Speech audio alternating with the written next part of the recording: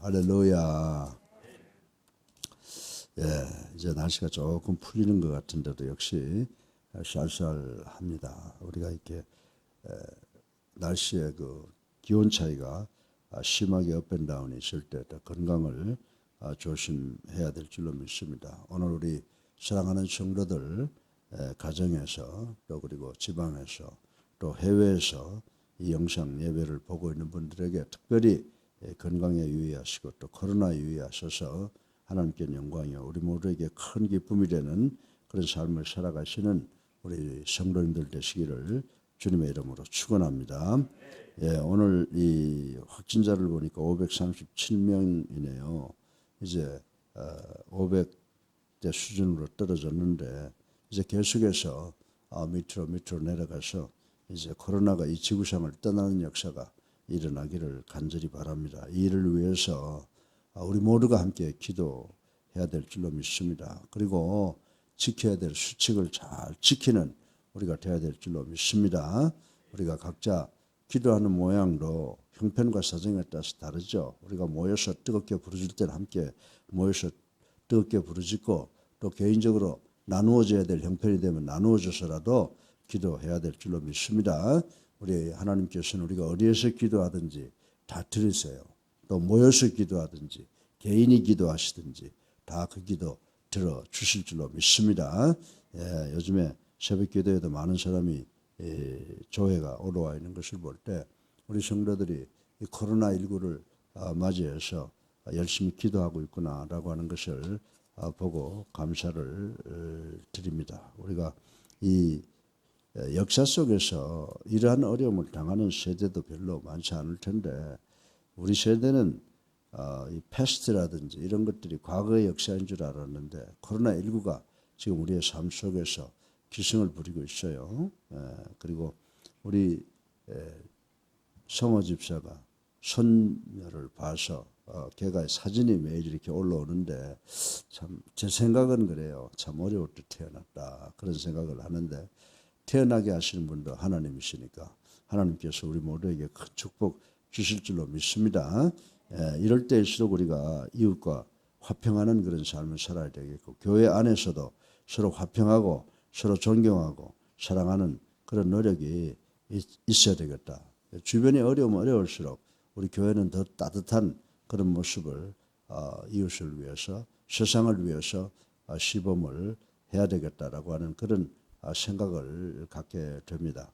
근데 오늘 레위기 6장 1절로 8절까지의 말씀을 보면 이웃과 화평하라 라고 하는 그런 말씀이 있는데 제가 이 말씀을 보면서 요한복음 3장 16절을 생각해 봤어요. 하나님이 세상을 이처럼 사랑하사 독생자를 주셨으니 누구든지 저를 믿으면 멸망치 않고 영생을 얻게 하려 하심이니라. 이 말씀을 보면서 그 사랑 속에서 하나님이 우리에 대한 사랑이 있고 또 우리가 서로 사랑을 해야 된다. 하나님께서 뭐라고 말씀하셨어요? 내가 너희를 사랑한 것 같이 너희도 서로 사랑하라. 이 말씀이 서로 다 일맥상통되는 거기 때문에 주님의 십자가를 바라보면 우리 주님께서 하나님과 손을 잡고 있고 또 우리와 손을 잡고 있고 한 모습을 볼 수가 있는데 주님이 하나님을 사랑하신 것처럼 하나님이 우리를 사랑하신 것처럼 우리도 서로 사랑하는 우리가 되어야 되겠다라고 하는 그런 생각을 가져야 될 줄로 믿으시기를 주님의 이름으로 축원합니다. 그래서 오늘 이 말씀을 통해서 자 이웃과 화평하라라고 했는데 이 말씀의 의미가 무엇이냐라고 하는 것을 우리가 한번 생각해 봐야 된다라고 하는 것입니다. 여러분들 우리들이 사는 현장이 어디예요? 우리가 사는 현장은 이 땅이라고 하는 것이죠. 그래서 어떤 사람들은 우리가 땅에 속한 사람이라고 생각하는 경우가 많이 있습니다. 그러나 믿지 않는 사람들은 땅의 사람들이라고 불림을 당할는지 모르지만 예수를 나의 구주로 살아계신 하나님의 아들로 믿고 영접한 사람들, 믿음의 사람들, 이 성도들은 어디에 삶을 살고 있어요? 물론 이 땅에 발을 딛고 살고 있지만은 우리의 목적은 이 땅이 아니라 하늘나라라고 하는 것을 우리는 늘 인식하면서 살아가야 된다라고 하는 것입니다. 그렇습니다. 성도는 하늘나라의 목적을 두고 있기 때문에 우리들이 이제 우리들을 가리켜서 기도할 때마다 나그네 같은 삶, 순례자로서의 삶 이런 용어를 쓰고 또 우리는 이 땅에서는 나그네다, 순례자다라고 하는 그런 생각을 갖고 있습니다.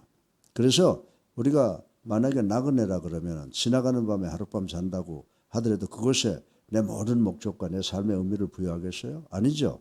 내 도착지를 향해서 생각하고 가는 거죠. 그런데 우리 성도들은 그 영원한 하늘나라에 도착할 때까지 나그네와 순례자로 산다라고 하는 그런 생각을 갖고 있어요. 그러나 문제는 뭐냐면 우리가 이 지구상에서 발을 딛고 살기 때문에 이 세상 사람들과 각양각색의 다른 사람들과 부단한 접촉을 하며 살아가고 있다라고 하는 것입니다. 그래서 때로는 뭐 즐거울 때도 있어요. 그러나 대부분의 시간에 상처받고 아파하는 그런 경우가 많이 있다라고 하는 것을 우리는 부인할 수가 없다라고 하는 것입니다. 사랑하는 성도 여러분, 그러면 여러분들 우리들의 이웃이 누굽니까? 우리들의 이웃은 꼭 형제 자매만 우리들의 이웃입니까? 그렇지 않죠. 믿지 아니하는 이 땅에 발을 딛고 사는 모든 사람들이 our neighbor, 우리의 이웃이라고 말씀을 드릴 수가 있다라고 하는 것입니다. 그렇다면 우리는 그 이웃들과 어떤 관계를 이루며 살아가야 한다고 여러분들은 생각을 하십니까? 그래서 우리가 성경이 우리의 삶의 그 기준, 준거가 되죠. 그래서 성경을 가리켜서 그 캐논이라고 우리가 이야기하는데 우리가 그 대사전입니다. 우리가 삶에 있어서 어떤 질문이 생길 때마다 다른 데 가서 해답과 지혜를 찾는 것이 아니라 성경 말씀에 들어가면 우리가 당하는 여러 가지 상황 속에서 어떻게 처신을 해야 될 것인가라고 하는 해답이 주어져 있는데요. 하나님께서는 우리가 믿는 사람들끼리는 어떻게 살아야 되고 또 그리고 믿지 않는 이웃들과는 어떠한 방법으로 살아갈 수 있는가를 여러 곳에서 지적을 하고 있다고 저는 생각을 합니다. 그래서 이 오늘 본문 역시 우리가 어떻게 세상을 이웃들과 함께 살아가야 되느냐라고 하는 것에 대한 규례의 하나로서 말씀을 주시고 있는데 오늘은 특별히 어디에다가 포커스를 맞추고 있느냐라고 하면 그 물질적 손해를 주제라고 하고 있다라고 하는 것을 우리는 알 수가 있습니다. 그래서 본문을 통하여 우리 성도가 물질을 통한 이웃 관계를 어떻게 유지해야 되는가라고 하는 것을 세 가지로 살펴보고 함께 은혜 받기를 주님의 이름으로 축원합니다. 세 가지를 먼저 생각을 해볼 텐데 본문에서 be peaceful with your neighbor라고 이렇게 말씀을 하더라고요. 그리고 본문 말씀을 보면 이웃과 화평하라라고 말씀했는데 이 이웃과 화평하라라고 하는 말씀의 의미는 뭡니까? 우리가 이제 성경적으로 생각해 보게 되면요, 우리가 만약 이웃에게 어떤 그 죄를 짓는다라고 하면 그 죄가 하나님께도 짓는 죄가 된다라고 하는 그런 의미를 주고 있습니다. 우리가 읽은 말씀 가운데 2절에 보면요, 이웃에 대한 모든 범죄는 하나님께 신실하지 못하기 때문에 생겨나는 것이라고 아주 단정적으로 말씀하고 있는 것을 우리는 볼 수가 있습니다. 그렇습니다. 사람이 하나님께 대해 신실하지 못할 때, 진실하지 못할 때 당연히 그 이웃에게도 신실하지 못하고 진실하지 못하여 범죄하게 된다. 이런 생각을 갖게 됩니다. 여러분들, 내가 대학 교수로서 정말 이 동료들이나 그리고 학생들한테 신실하지 못하면요, 하나님께 신실하지 못한 거예요. 또 우리가 목회자로서 내가 평신도하고 똑같은 목회자 뭐하러 해요? 평신도들보다는 좀 다른 모습을 보일 수 있는, 쉽게 말해서 신실한 모습을 우리가 보여야 대학 교수는 대학 교수대로, 목회자는 목회자대로, 또 지도자들은 지도자대로 그 주변 사람들, 이웃에게 신실한 모습을 보여주어야 된다라고 하는 것을 우리는 상식적으로 알아야 된다라고 하는 것입니다. 바꿔서 말하면 인간을 무시하고 인간에 대하여 만약 범죄하게 된다면 그것은 하나님께도 범죄하는 것이 된다고 성경은 우리들에게 가르쳐 주고 있습니다. 그렇지만 하나님께 대해 신실하다고 하면, 하나님께 진실하다고 하면 하나님의 형상대로 지음받은 이웃에게 결코 우리가 범죄하지 아니할 것이다. 우리가 하나님을 두려워하고 하나님을 경외하는 사람이라고 하면은 내 이웃을 쳐다보면서 저 사람 속에서도 하나님의 형상이 깃들어 있구나. 그렇게 보면은 함부로 이웃들에게 범죄하지 않을 것이다라고 하는 것을 성경이 우리에게 가르쳐 주고 있다라고 하는 것입니다. 때문에 하나님께서는 이웃과 관련된 여러 가지 범죄에 대하여 적극적으로 관여하고 계신다라고 하는 것입니다. 여러분들 에레미야 9장 4절로 9절 말씀을 보게 되면 여기에서 말하는 규례 또한 엄격히 제정하셔서 이 규례를 어겼을 경우에 가혹한 벌을 내리셨다라고 하는 것을 우리는 알 수가 있습니다. 결국 보이는 이웃에 대한 성실 여부는 곧 보이지 아니하신 하나님께 대한 성실 여부가 간음의 잣대가 된다라고 하는 것입니다. 여러분 우리 성경을 보세요. 눈에 보이는 내 부모를 공경하지 아니하고 눈에 보이지 않는 나를 공경한다? 그 거짓말이라 그랬거든요. 그러니까 우리가 보세요. 부모에게 효도하고 윗사람 장유에서 잘 모시는 사람들요. 부모 하나님도 잘 믿어요. 여기서 우리는 간단한 그 상식을 알 수 있다는 하는 거죠. 지금 우리가 코로나로 전 세계가 지금 몸부림을 앓고 있잖아요. 우리가 하나님께 간절히 기도해서 이것이 떠나게 해달라고 해야죠. 그런데 우리가 지금 육체적으로 보게 되면 이 코로나라고 하는 게 뭐예요? 사람들이 접촉에 의해서 생겨나는 거 아니에요. 그러면 이 기승이 꺾일 때까지 이들이 떠날 때까지는 우리가 만들어 놓는 그 방법 뭐 거리두기를 한다든지 뭐 이런 걸 우리가 철두철미하게 지키고 모범이 되어야 된다고 나는 생각을 합니다. 예? 나도 기도하는 것 간절히 기도해요. 기도로 내 삶을 여태까지 이끌어 왔는데 또 그리고 함께 모여서 기도할 때 신나요. 왜? 서로가 도와주기 때문에. 혼자 기도할 때 외로워요. 그러나 지금은 그렇지 않잖아요. 여러분들 한번 생각해 보세요. 밥을 먹어야 사람이 살죠. 그죠? 근데 내가 지금 위에 고장이 나 있으면 밥 먹을 수 없죠. 수액을 통하고 밥을 먹는 걸 중지해야죠. 우리가 기도하고 하는 거 해야 되지만은 지금 상황이 이렇게 되면요. 우리가 흩어져서 기도할 때 성령은 흩어진 우리의 기도를 다 모아서 하나님께 상달하고 상달이면 하나님께서는 우리의 모든 그 기도를 응답해 주실 줄로 믿으시기 바랍니다. 예. 그래서 우리가 이 어려움을 코로나19를 잘 극복하는 것은요. 어디에서 언제 기도하느냐가 상관없어요. 각자가 있는 위치에서 열심히 기도할 때 하나님께서 다 들어주시는 줄로 믿으시기를 주님의 이름으로 축원합니다. 그래서 성경 말씀에 우리 보고 성실하라고 그랬잖아요. 이웃을 사랑하라고 그랬잖아요. 이웃을 사랑하는 것이 곧 하나님을 사랑하는 것이라고 그랬으니까 정말 이웃 사랑을 통해서 하나님의 사랑을 표현하는 우리 모두가 되기를 주님의 이름으로 축원합니다. 두 번째로 이웃과 화평하라는 이 말씀의 의미는 이웃에 대한 범죄는 구체적 행위로 갚아야 된다. 되돌려 드려야 된다라고 하는 의미를 생각을 해 보겠습니다. 여러분들 이 죄인들의 속죄는 최종적으로 누구 앞에 이루어지는 거예요? 우리가 죄인이잖아요. 그러면 우리의 죄는 예수 그리스도의 이름을 통해서 하나님께 상달을 해서 그 용서가 우리에게 사죄의 은총이 내려질 때 결론이 난다라고 하는 것을 우리는 잘 알 수가 있습니다.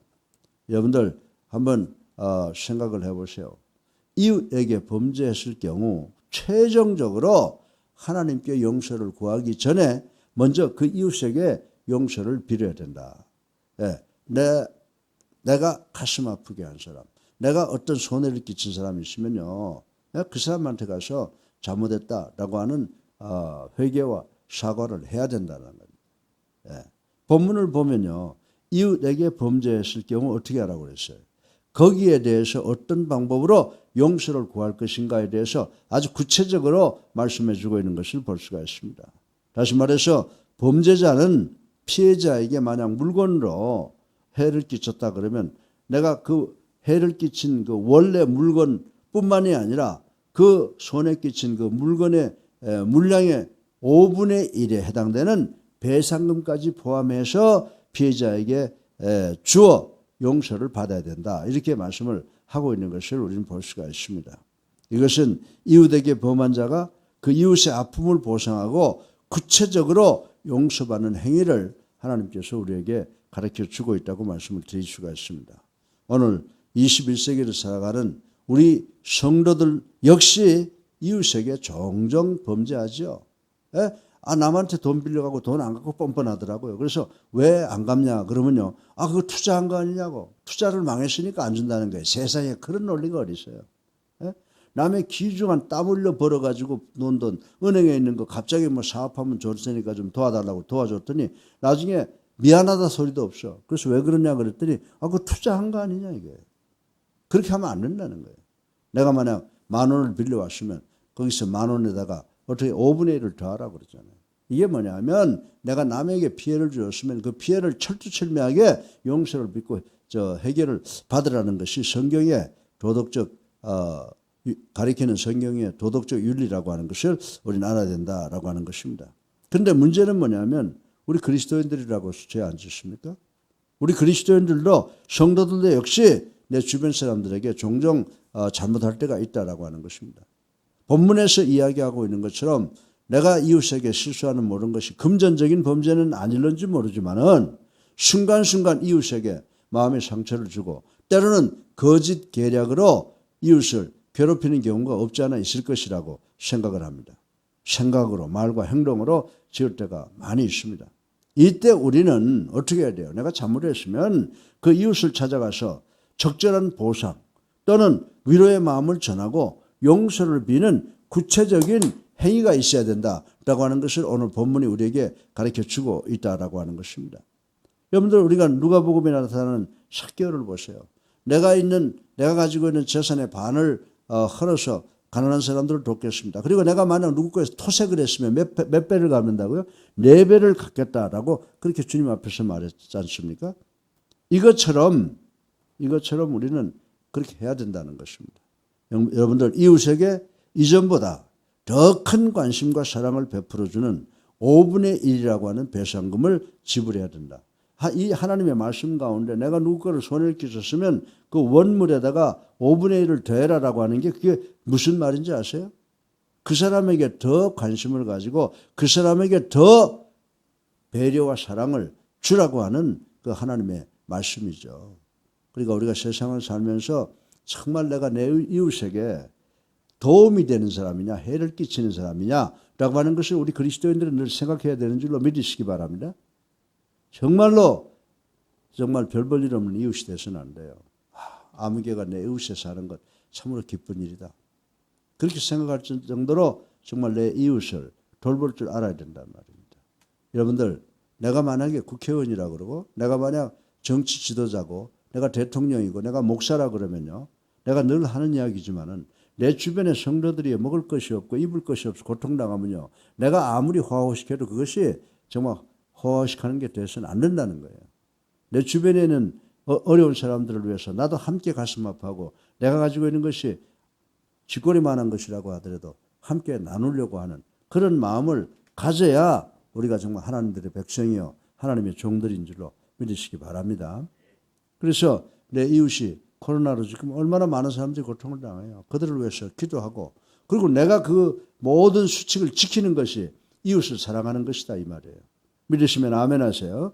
기도가 기도하면 되지 모여서 기도해야 아니에요.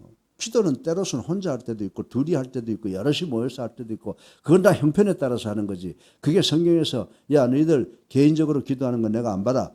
너희들 모여서 기도해. 그것만 내가 받아. 아니에요. 하나님은 한 사람이 모인 기도도 들어주시고 한 두세 사람이 모여서 하는 기도도 들으시고 또 수만 군중들이 모여서 기도하는 것 다 들어요. 다 그 형편에 따라서 하게 되어 있는 것인 줄로 믿고 지금 우리가 이 당면한 모든 문제를 코로나 때문에 오늘 우리 경제적인 어려움은 얼마나 많아요. 이거 때문에 고통 안 당하는 사람이 있어요. 만약 내가 그것 때문에 피해가 없다고 그래가지고 아직 그런 거 인정하지 못한다고 그리고 그런데 생각하지 못하는 사람은 이 땅에 살 가치가 없는 사람들이에요.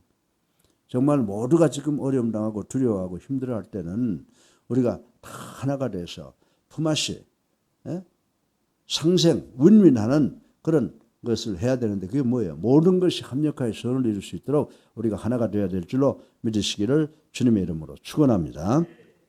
세 번째로 마지막으로 본문의 이웃과 화평하라라고 하는 말씀은요. 뭐냐면 내가 만약 이웃을 괴롭혔다든지 이웃에 대한 어떤 범죄를 저질렀다든지 하면은 이 끝이 언제가 나는 줄 아세요? 그 사람하고 나와의 관계가 끝났다고 되는 게 아니에요. 하나님께 가서 그 문제가 해결돼야 된다라고 하는 것을 성경이 우리에게 가르쳐 주고 있답니다. 있습니다. 이웃에게 배상금을 물어주면서 화해한 사람은 어떻게 돼요? 오늘 본문에 보면요. 곧바로 하나님께 나가서 무슨 제사를 지내라고 그랬어요? 속건제를 드려야 된다라고 말씀을 하고 있습니다.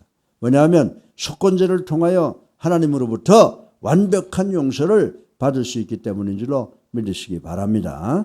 이웃에게 범죄한 것은 곧 하나님께도 범죄한 것이 되므로 최종적으로 우리가 하나님께 나아가 철저하게 회개하여 속죄함을 받아야 마땅하다라고 하는 것을 오늘 본문이 우리에게 이야기를 해주고 있습니다. 그렇습니다.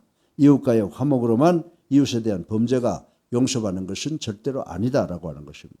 죄값으로 치른 배상이나 배상으로 인한 화목이 인간의 영혼까지는 깨끗하게 할 수가 없다는 것을 우리는 알아야 된다라고 하는 것입니다. 사랑하는 예수님께 성도 여러분, 아무리 짓거리만한 죄라도 이웃에 대한 죄는 하나님과의 관계를 끊어버리게 된다. 죄라고 하는 놈이 왜 무서우냐? 하나님과의 나와의 관계를 끊어버리게 되는 거예요. 그렇기 때문에 죄가 있으면 안 된다는 겁니다. 왜냐하면 우리가 이 죄라고 하는 것이 인간에게 지은 죄가 누구에게도 죄 지게 된다고요?